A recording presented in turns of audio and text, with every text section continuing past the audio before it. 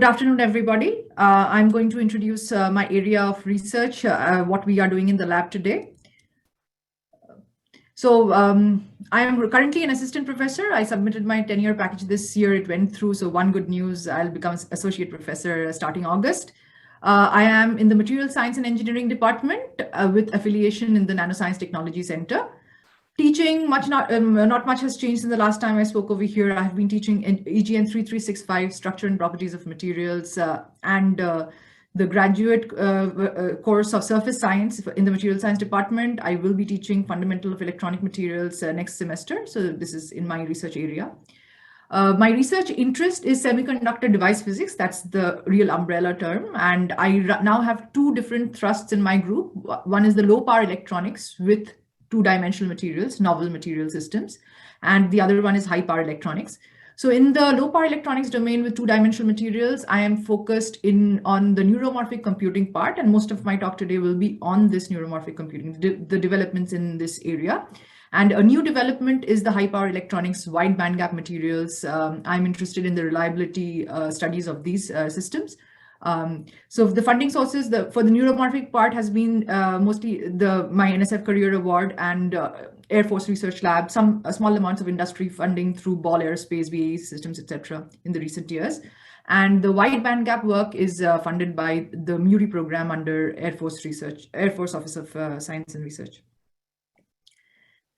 So I'll talk to you about what I'm trying to do with the neuromorphic computing. So this is the motivational part, motivation of the research. So we hear a lot about AI, and most of the developments has been from the software level. A lot is progressing. We know, we are aware of that. We have a very nice future enabled by AI envisioned for ourselves.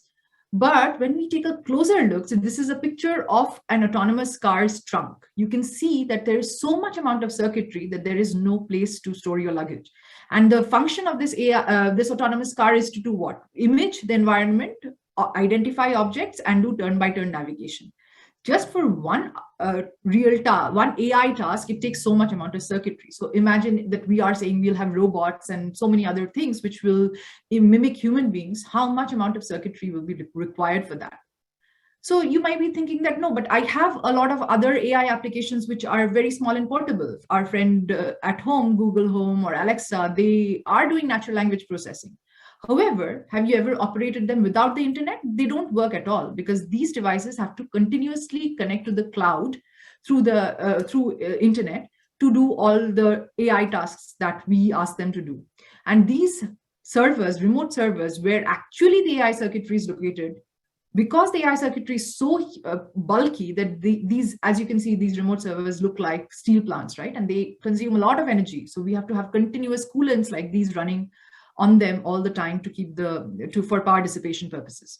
So if we continue with these current trends, if we have such bulky circuitry, because these are the progress in the software is still running on the conventional CMOS hardware, we will not be able to go to the destinations we have imagined for ourselves.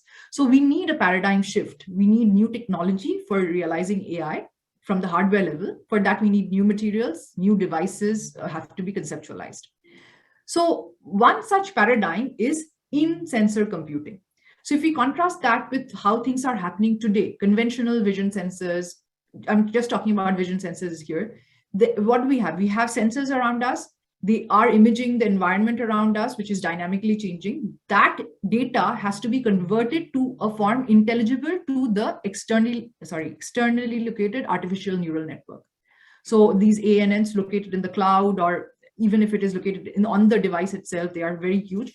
Still, we need circuitry to convert the data imaged to what the AI understands, the neural network understands. So it requires a lot of circuitry. And of course, there is the problem of data deluge, because the environment is continuously changing. There's a lot of data happening.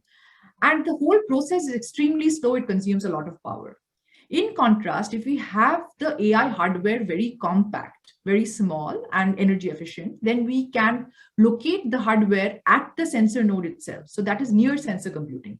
Or better still, if we develop devices which are doing the job of both the sensing as well as can take part in the AI directly. So those will be even more efficient. So I'll talk about these two different kinds of devices. So one is this, for the near sensor applications, we are trying to make artificial synapses and neurons. So artificial synapses using two-dimensional materials, in this particular case, I'm talking about molybdenum disulfide. We are making memristive devices which can function as the artificial synapses to be used in neural network applications. And recently we have developed these devices to be of extremely high reliability. We published the work in ACS Nano just a month back. And then we have also integrated these synapses with neurons made with molybdenum disulfide to realize very small tasks like logic gates, showing that this has a lot of future applications. And we are still working on making the devices better and better. The other device that for these neuromorphic applications is for in-sensor computing.